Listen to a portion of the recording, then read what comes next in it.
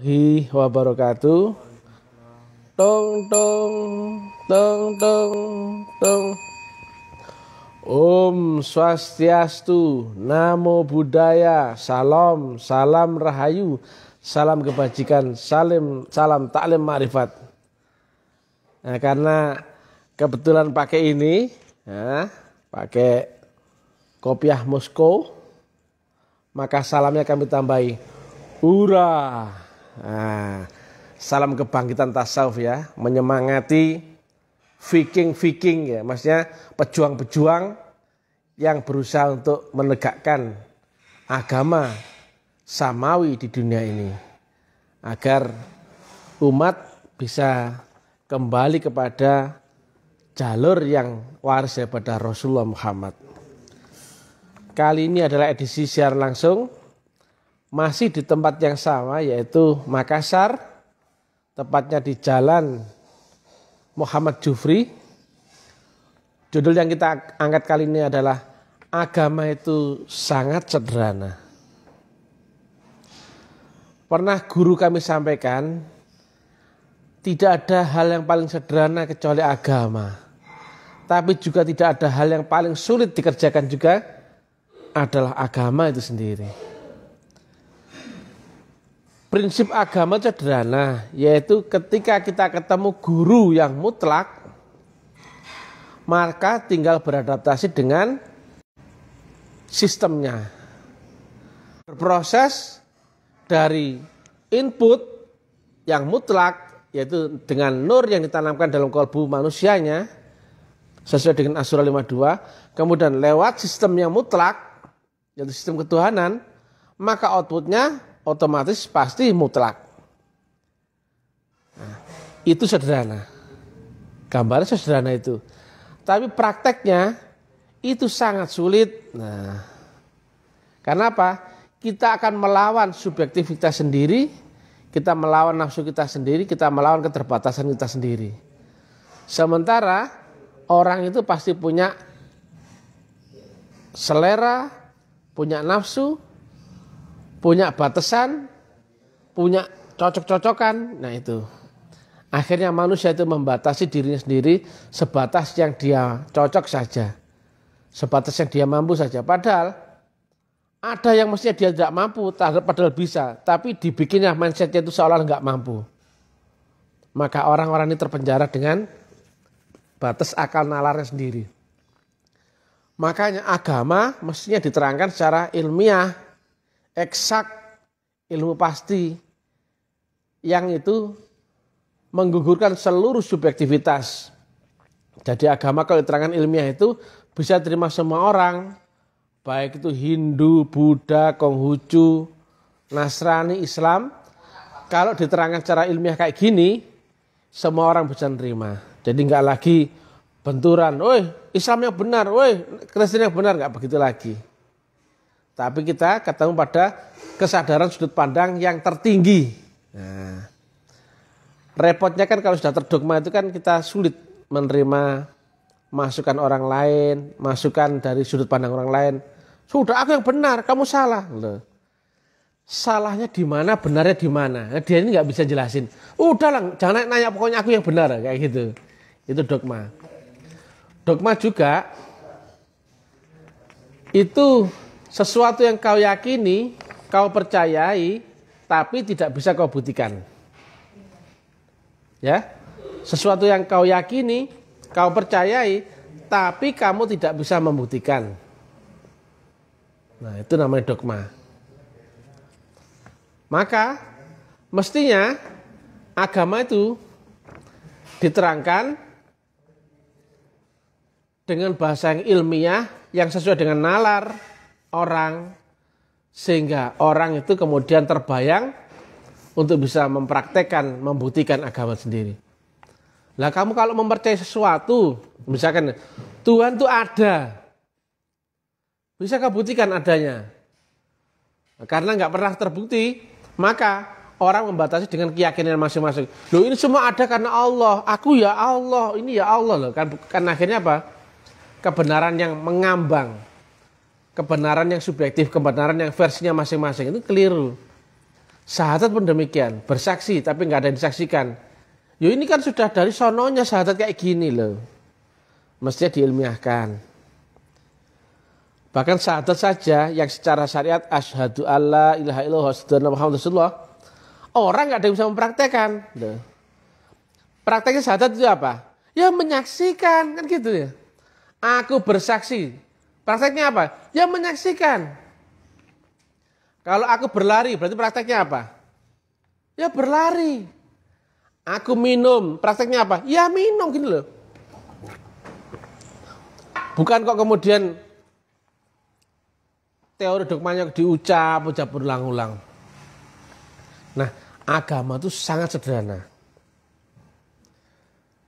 Tetapi menjadi ruwet, bulat, jelimet. Apa ya? Karena apa? Ada orang-orang yang menjadikan agama itu dogma dan memberikan pengetahuan yang bukan haknya. Yang agama itu mestinya pengetahuan turun dari langit. Bukan dari teori, diskusi, bukan itu.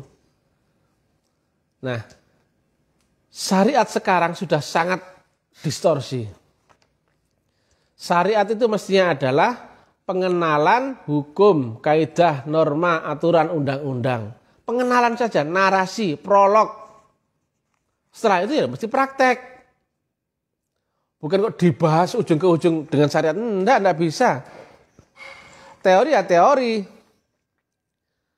Teorinya saya minum, ya cuman minumlah begini-begini. Kalau prakteknya, ini dipraktekkan begini loh. Nah.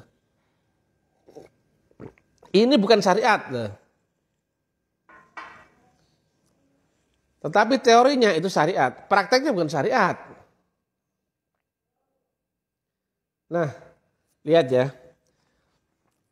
Jika ada aturan undang-undang, baiat penanaman nur adalah yang akil balik.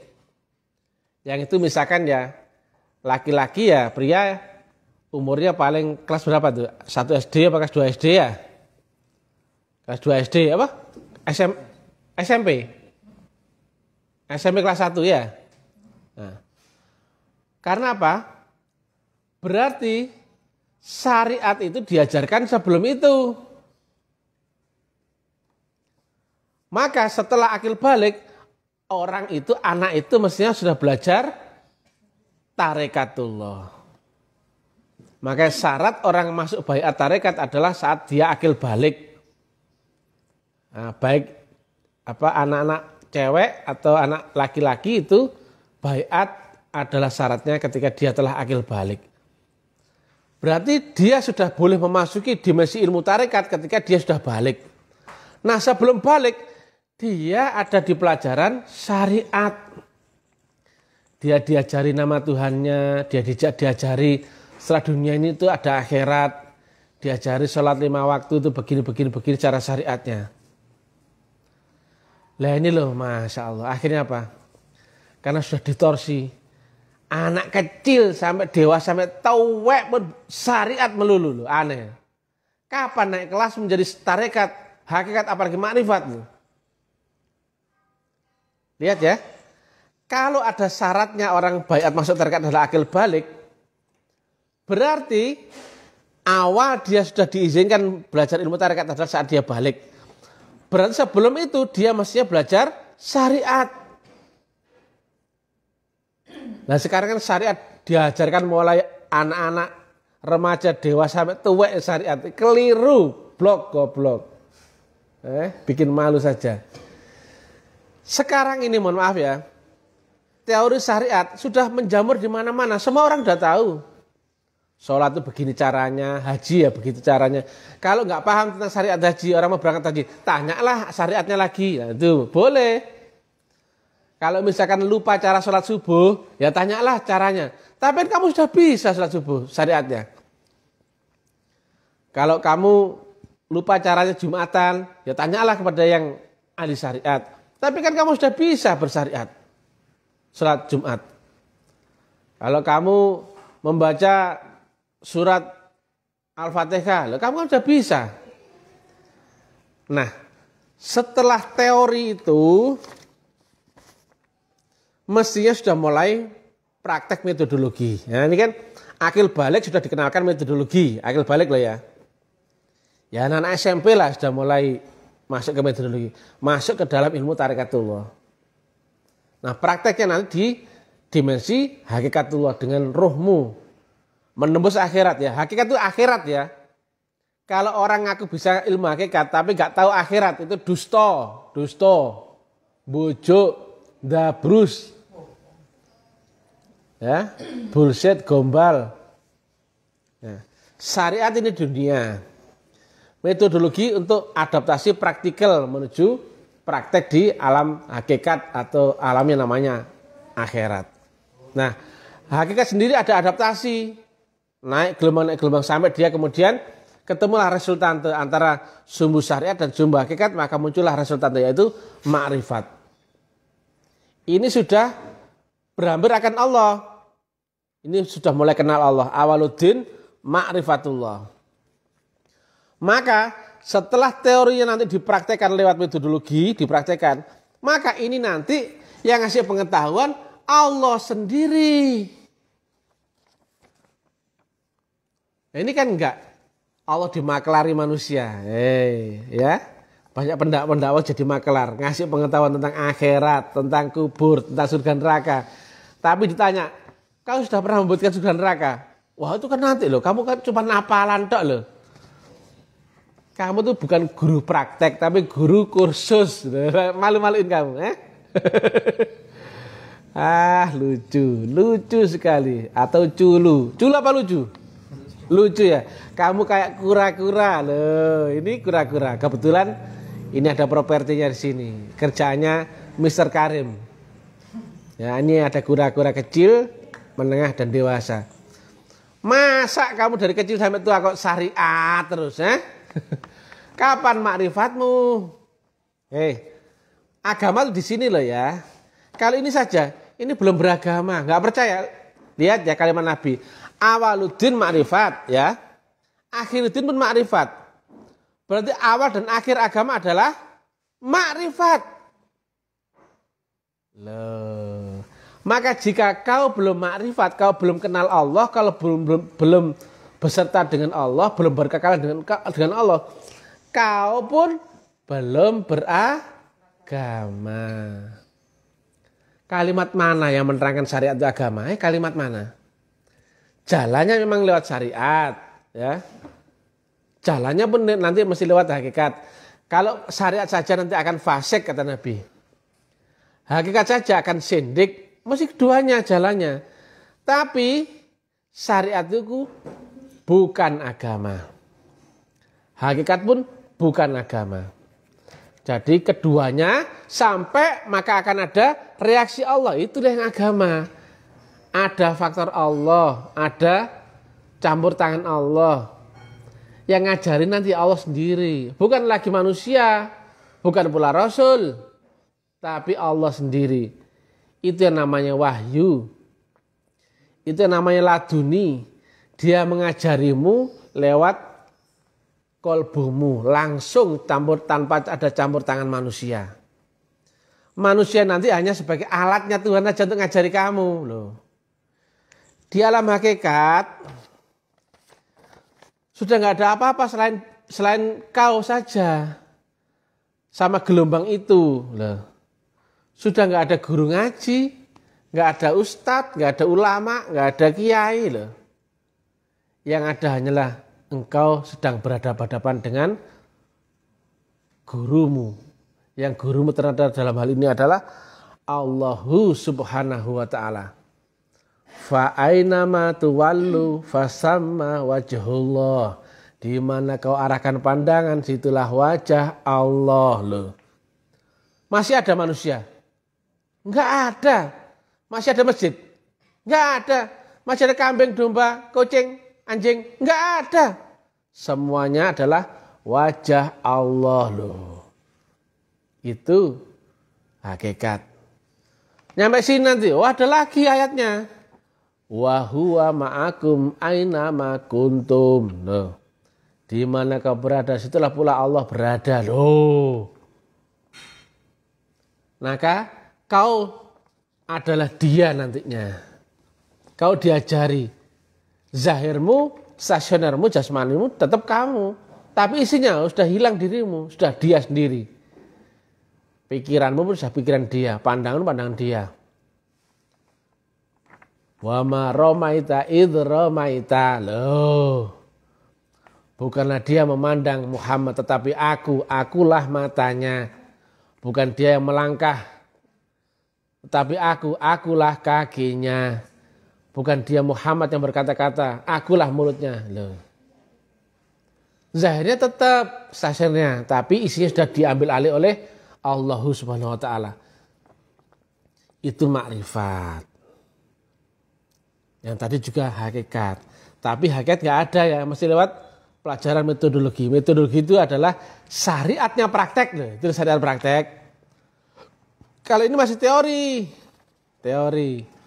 Kalau praktikalnya, teknikalnya, metodologinya itu namanya tarekat. Prakteknya di alam hakikat, yaitu di dimensi ruhmu, di alam akhirat. Ya masih nembus dong. Kamu udah dicuci otak bahwa akhir itu nanti nunggu kau mati, longok-longok di dunia. Padahal ya, wal asri innal insana lafi khusrin illa loh. Demi masa, demi waktu. Manfaatkan betul-betul waktumu itu. Carilah Tuhan, carilah kemenangan saat kau dihidupkan di duniamu itu. Sehingga kau bisa menembus akhirat, menembus kemenangan itu di dunia. Nah, makanya agama itu sederhana. Flow-nya itu adalah input lewat sistem output. Inputnya mesti ada faktor Tuhan dan nur kitab. Itu unsur Allah. Lewat sistemnya Allah, yaitu yang sudah baiat, wirid sendiri, wirid jamaah, suluk, dan bakti. Kemudian outputnya pasti mutlak. Input mutlak, sistem mutlak, mutlak berarti adaptasimu yang masih relatif. Kamu tidak mendahulukan urusan Tuhan. Kamu belum total. Rukun syaratmu belum terpenuhi. Lah, jadi ketahuan. Bang, kenapa bang saya belum bisa mutlak, belum bisa menang? Karena adaptasimu dengan sistem itu belum mutlak. Sama halnya ya, R ya, relatif ya, menggandeng tak terhingga, mestinya hasilnya adalah tak terhingga. Kenapa kok menggandeng mutlak? Hasilnya relatif. Penakut, pemalu. Kemudian apa? Amatiran, kalahan, sembunyi, pecundang. Bikin malu saja. Ahli tarekat kok masih kayak gitu ya. Bikin malu. Mestinya kau menggandeng Tuhan yang maha mutlak, outputnya menang dong dunia akhirat. Di semua dimensi. Nyatanya kamu dakwah saja takut. Atau malu. Atau nggak ngerti. Powermu lemah. Powermu lemah. Guys, goblok ya. Entah apapun ceritanya yang nggak berani berdakwah menjelaskan metodologi itu adalah powernya kecil. Nah, kalau guru kami profesor itu kalau ngomong kecil karena bateraimu masih kecil. Nah, bikin malu saja. Makanya kata guru kami, kau harus menang di setiap dimensi. Beliau gambarkan raja cacing, wujudnya cacing. Sekuat-kuatnya raja cacing cuma wujud cacing. Lewatlah anak ayam. Raja cacing dipatok ayam biarpun anak-anak, betul gak? Dia raja tapi di alam cacing. Raja di kandangmu sendiri. Tapi begitu keluar ke dimensi lebih tinggi, dipatoklah sama ayam. Anak-anak itu. Raja ayam berupa apa? Ayam pula, iya. Raja ayam pun berupa ayam. Dia raja di alam ayam. Tapi begitu lewat garangan, disikat sama garangan. Loh. Begitu pula raja garangan, ya garangan pula kan gitu. Ketemu anjing, disikat sama anjing, lari dia. Anjing pun begitu, disikat sama macan. Macan disikat sama gorila, gorila disikat sama manusia. Itu kias. Artinya seorang yang beriman, seorang yang beserta dengan gelombang mutlak, kau menang di dimensimu, di dimensi di kubur, dimensi di barzah, dimanapun kau menang. Dimanapun alam kau menang. Gitu loh men. Dan gak ada keraguan untuk itu. Oh menang kok. beserta yang maha mutlak itu nggak ada ragu. Kalau masih ragu berarti baterai masih kecil. Teorinya listrik bisa menghidupkan AC, betul? Tapi ketika kau praktekkan, loh kok jeglek? Loh kok jeglek? Karena apa? Dayamu kecil. Blok, goblok. Bikin malu Mr. TM saja kayak gitu ya. Menang ya menang semuanya. Menang semua dimensi. Kalau kamu masih ada di dalam tempurung, berarti kamu masih jago kandang dalam tempurungmu. Kamu nggak kuat, nggak siap keluar menatap dunia yang luas ini, nggak siap kamu. Kamu terkungkung dengan dogmatisme sendiri. Akulah yang benar, akulah yang hebat. Guruku hebat, guruku waris. Begitu keluar ayam, dipatok ayam, cuk mati kau. Geli-geli sedap aja kau ini ya. Malulah kayak gini lah. Macam awak tak benar saja ini ya. Pakcik, kasihlah ajar orang ini. Jadi menang itu di seluruh dimensi. Karena apa? Kau pakai dimensi atas. Bahasa Maduranya, a higher dimension comment lower dimension. Ketika kau ada di dimensi lebih tinggi, dimensi di bawahmu otomatis tunduk, ngikut, patuh. Loh, gitu loh. Lah kamu dimensi masih debat aja. Membahas benar salah, membahas waris tidak, membahas sah apa enggak. Powermu sendiri enggak ada, bikin malu.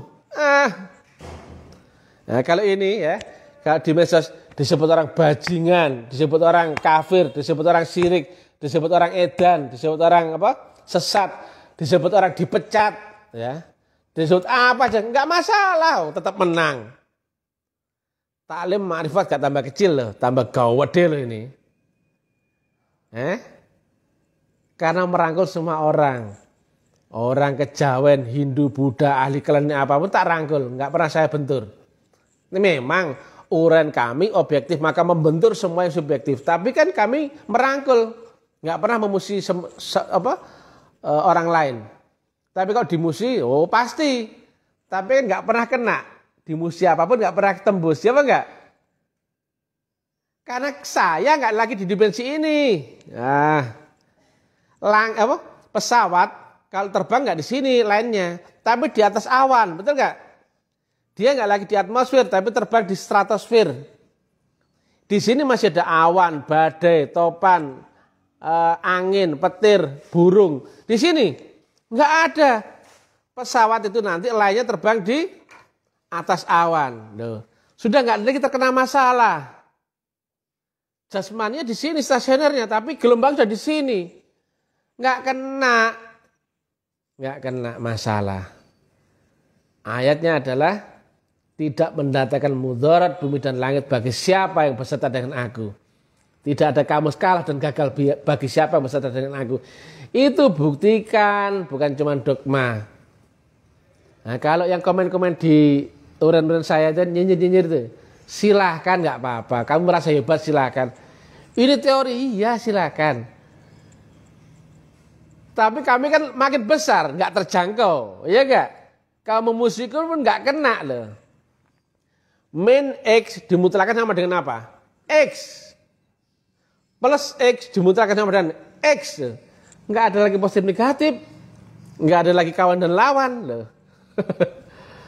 Nah, makanya begitu taklim ma'rifat muncul di permukaan, lainnya banyak yang ludes, tumpes, ambles. Selama kau subjektif kena turbulensinya gelombang kejut daripada taklim ma'rifat. Itu memompa energi gelombang Tuhan tuh, balar, kesapu semua itu, balar. Lihat ya kalau nggak percaya. Di setiap uran-uran saya ada dua kutub yang terang benderang. Ada yang sewenang, ada yang membenci loh. Pada kalimatnya sama nggak itu? Sama. Tapi responnya ada yang positif sekali, ada yang negatif sekali. Berarti apa? Energinya super besar. Goblok. Paham kamu? Lihat tuh mata fisikanya. Ada kutub yang sangat positif dan ada kutub yang sangat negatif. Bukan lagi positif rendah atau negatif rendah ya. Kalau jaraknya rendah, amplitudenya kecil. Tapi ini amplitudenya besar. Wet. Ibarat air itu kena tekanan suhu api tekanan tinggi, panas tinggi, maka dia cepat bergejolak loh. Lihat itu. Berarti dia apa? Powernya apa? Besar. Makanya yang membaca uran-uran Mr. TM yang baik hati dan tidak sombong ini pasti bergejolak. Entah itu senang sekali atau benci sekali. Ya enggak? Enggak datar. Beda dengan baca dengan uran lain. Datar saja. Datar. Ini enggak ada yang wet. Itu ada gelombangnya di uran-uran TM itu. Ada di dimensi akal itu pengetahuan, di dimensi di atasnya akal. Itu nur, itu potensi gelombang kejut ketuhanan. Makanya begitu masuk ke publik, bergetar itu publik semua. Bahkan sekarang di-share, disebarkan oleh banyak orang. Dari ujung ke ujung di mana-mana kota. Ya, di FB, di WA, di YouTube. Nggak lama nanti akan tambah besar lagi. Karena ini mutlak. Nggak mungkin dikalahkan sama yang relatif, nggak ada cerita. Mohon maaf ya. Walaupun kalimat saya pura-pura sombong, tetap di atas angin. Loh. Nggak ada musuhnya, nggak ada lawan kita ini. Nah, sederhana, itu trik saja itu sombong itu. Sombong, negatif kan? Negatif. Kali main-main, negatif gak itu? Negatif. Makan negatif, kali negatif hasilnya apa? Positif. Nggak tersentuh oleh masalah. Padahal logikanya, begitu sombong, jatuhlah dia, betul nggak? Kok nggak jatuh-jatuh nih Mr. TM? Ya nggak, makin besar aja. Itu technical. Nah, kembali lagi ya. Agama sederhana. Ketika kau ketemu dengan guru yang mutlak, gelombang mutlak, membawa gelombang mutlak, tinggal adaptasi sama situ saja. Nyalur sama Tuhan. Sudah. Walaupun nanti breakdown-nya nanti diurai dengan detail-detail yang teknikal disiplinnya. Tapi secara prinsip sederhana sekali. Nah, menjadi sangat sulit karena kau melawan subjektifmu. Dengan relatifmu, dengan seleramu, dengan sudut pandangmu. Itu mesti nol. Yang kau hadapi adalah 3 yang utama. Yang kau cintai, yang kau takuti, dan yang kau benci. Harus kau lepaskan yang kau cintai itu. Supaya kau menjadi nol. Harus kau hadapi yang kau takuti itu. Harus kau tahan dengan yang kau benci itu. Nah. Maka ketika kau berhadapan dengan apa? Aku masih cinta ini enggak? Kalau masih ada cinta, kembalikan kepada Tuhan. Kalau aku masih cinta ini, kembalikan lagi sama Tuhan. Kalau ini aku masih benci, masih aku takuti, akan aku hadapi. Loh itu loh. Rata-rata orang tidak siap ketika harus menghadapi subjektifnya sendiri. Itu kalimat Nabi, lawan terberatmu adalah dirimu sendiri. Dan kalimat Nabi, dunia adalah penjara bagi orang beriman. Sementara orang beriman itu mestinya, yang orang mendapatkan nur, dia itu mestinya itu bisa mi'raj, melewati akhirat yang berlapis-lapis sampai ke hadirat Allah Ta'ala. Tapi selama kau terpenjara dunia, engkau gak pernah bisa lepas daripada duniamu. Akhirat cuma fiktif. Ya. Tapi kalau kau bisa menguasai, masuk ke dimensi ultrasonor, ultrasadar, atau alam di atasnya kesadaran duniamu, engkau pasti menang. Itu saja. Tapi lawanmu adalah awalnya masih dirimu sendiri. Ada banyak teknologi di sini. Ketika kau bisa lompat ke sini melewati kematianmu ini, maka kau di atas angin. Maka kata Nabi, duniamu nanti hanya sebagai mimpi atau fata morgana. Betul ya? Ketika kau masuk ke akhirat yang lebih nyata, duniamu cuma mimpi atau fata morgana. Lah kira-kira menang mana? Orang di alam nyata sama orang mimpi yang ngorok-ngorok itu. Ya tinggal ketaki saja dia. Goyang air panas dia. Iya enggak loh? Atau juga dari dimensi alam nyata. Tanding sama Jet Li ahli kungfu. Tapi dia di dalam film, di dalam TV. Menang mana? Yang nonton TV sama yang dilihat? Bosen Jet Li, matikan saja, mati dia. Itulah dari a higher dimension comment, lower dimension. Jangan bikin malu ya. Kalau selama kau teorimu gak bisa naik ke sini, teori gak bisa kau praktekkan, bullshit. Kau tetap pecundang, walaupun kau pinter teorimu. Kalau sama Mr. TM apa itu ya? Ini katanya rendah hati, gitu. Tapi kata orang sombong, biar saja, tetap menang kok. Dibilang rendah hati menang, dibilang sombong tetap menang. Bosan saya. Kata guru saya tuh, maaf ya bahasa beliau itu sebut beliau itu ayah. Ayah dimanapun pasti menang. Biarpun duduk nongkrong dia masih pasti menang. Karena ayah nggak ada lawan. Ayah tetap di atas. Karena ayah di dimensi di atas. Orang kan di sini. Gelombang dunia kan di sini. Lah kalau di sini bagaimana? Nggak ada lawan. Sontoloyo itu semua. Jadi Pak, gayanya guru kami ya agak-agak norak-norak sombong gitu. Tapi tetap menang. Beliau seorang profesor kimiawan nuklir, seorang jenderal yang muridnya pun tersebar di seluruh dunia. Itu dunia jasmaninya. Nah, itu termasuk guru kami. Nah, guru kami pun meningkat lagi, tidak lagi berwujud, tidak lagi bernama. Nah, menempati manapun kami kenal siapa gurunya. Nggak lagi menyebut yang itu, yang ini. Guru saya pun akhirnya guru yang sama dengan gurunya Nabi Muhammad, guru yang sama dengan gurunya Nabi Isa, guru yang sama dengan gurunya Siddhartha Gautama, Sri Krishna dan sebagainya. Itu nur, bukan manusia. Hanya saja mewujud sebagai manusia di zaman kita masing-masing. Nah kalau ada orang yang masih debat di wujud zahirnya itu saja, berarti pandanganmu masih pandangan akal dunia. Kalau masih yang sibuk, hei mursyidnya ini, mursyidnya ini, berarti kamu masih terjebak di wujudnya saja ya. Nah, saya tanya, isi yang di dalam Nabi Muhammad sama isi yang di dalam Nabi Isa sama nggak? Sama. Yang sama yang di dalamnya diri Siddhartha Gautama? Sama. Yaitu nur itu juga. Atman, guru sejati, Roh Kudus, Rasulullah, Mursyid itu sama. Tetapi menjadi berbeda ketika dibahas di akal panca indera dunia, syariat. Menjadi berwujud, menjadi beridentifikasi, menjadi bernama.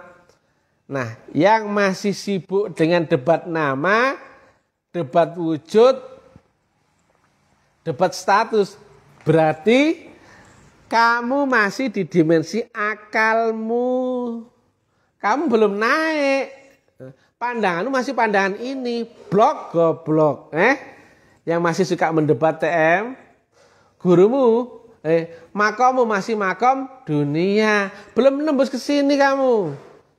Kamu belum bisa buktikan bahwa isinya Nabi Isa, isinya Nabi Muhammad itu sama. Yaitu nur itu juga. Makanya masing-masing Rasul gak ada yang kontradiktif. Saling membenarkan. Oh jalannya sama, gurunya sama. Nah, beda kalau jalannya beda, gurunya beda. Pasti saling menyalahkan, betul gak? Makanya siapa yang masih debat tentang status quo, bener-beneran, waris-warisan, sah-sahan, atau senior-senioran, berarti kamu masih di dalam tempurung duniamu. Goblok, bikin malu. Aku aja malu. Ya gak? Malu ini. Malu sekali. Masa pelaku tasawuf, pelaku tarekat masih debat itu kayak anak-anak. Lucu-lucu. Kalau datang ke sini tak kamplengi kamu semua. Bikin malu Mr. TM. Demikian juga masih penakut gak berani dakwah. Berarti potensimu masih kecil. Kalau nggak pemalu, penakut, ya kamu tuh masih amatiran. Blok, goblok. Logis gak ini? Logis. Kalau kamu beserta yang maha mutlak, kamu nggak ada lagi rasa ragu, was-was atau takut. Kalau kamu yang beserta yang maha akbar, lainnya lembut. Kalau kamu beserta yang maha kuasa, lainnya rata. Loh. Gitu loh. Lah kalau masih penakut, kamu masih beserta bebek, cucuk, meo. Hanya jago kandang. Keluar, takut kamu dipatok ayam. Takut resiko, takut masalah. Iya apa enggak? Lucu atau culu? Lucu apa culu? Ya sama-sama menjijikkan itu ya. Ya ginilah. Maka agama sederhana. Temukan dulu orang yang membawa silah dan berbaiat di situ ditekankan Nur, maka ikuti sistem dengan disiplin tinggi. Outputnya sudah pasti akan sampai. Ya, disiplin tinggi. Di breakdown lagi mesti paham rukun syaratnya, teknikalnya dan saluran frekuensi gelombangnya. Disiplin tinggi. Tapi prakteknya sulit ya, karena kau melawan batasanmu sendiri. Makanya agama, kata guru saya, yaitu seorang Sayyidi Syekh, namanya rahasia. Rahasia. Jadi tidak ada perkara di dunia yang sesederhana daripada agama. Tapi juga tidak ada perkara yang lebih sulit ketimbang agama sendiri. Karena sulit untuk mempraktekannya. Padahal rumusnya sangat sederhana. Tapi karena sederhana kau melawan dirimu sendiri. Dengan relatifmu, egomu, keterbatasanmu, kelemahanmu, itu semua itu. Sehingga kau rata-rata tidak kuat melawan nafsunya. Nafsu itu pasti mengarahkan akal dengan yang enak-enak. Betul gak? Aman, nyaman, tenang, senang, gembira. Itu maunya nafsu. Betul gak? Santai. Yang gak enak, nafsu gak mau.